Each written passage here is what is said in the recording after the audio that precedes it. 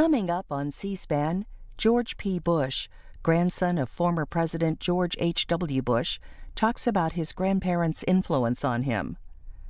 Afterwards, C-SPAN is live in Boston, where Democratic presidential candidate Elizabeth Warren will give a New Year's Eve speech. And later, hear the Georgia congressional delegation give tribute to retiring Georgia Senator Johnny Isakson. But first, remarks from George P. Bush on the life and legacy of his grandparents, George H.W. and Barbara Bush.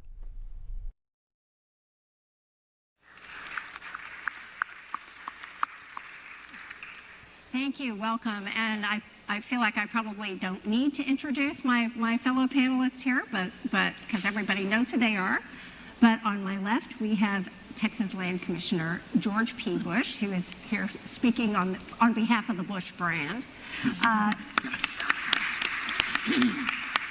Susan Page is the Washington Bureau Chief for USA Today and author of the recent and currently, I guess, still best-selling biography of Barbara Bush called The Matriarch. She will be signing copies of it after this.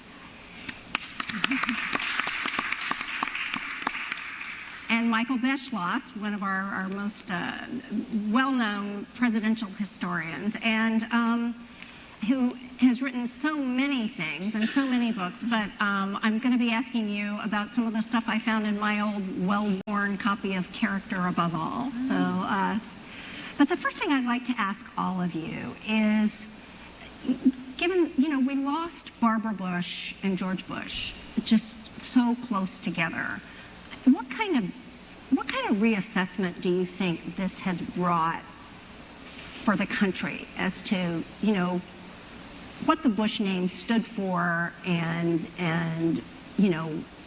what the significance really was of all the work that they did in so many arenas of public service? Well, looking back on it now, coming close to a year, I just think about a life of public service. I think about the World War II generation.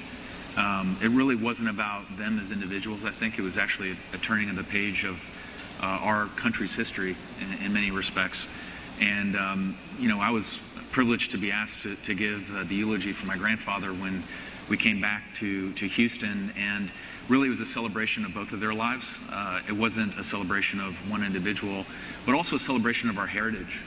When you think about, as Texans, their time in the oil patch of Midland, after his military service in World War II, later rising through the political ranks in Houston, Texas, and really the story of just a couple seeking to achieve the American dream as it was defined. And those simple values and that work ethic, I think, was celebrated that week.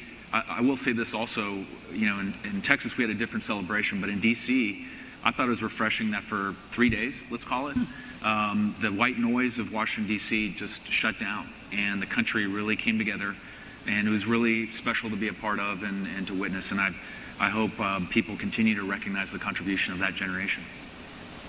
I covered the 1992 campaign where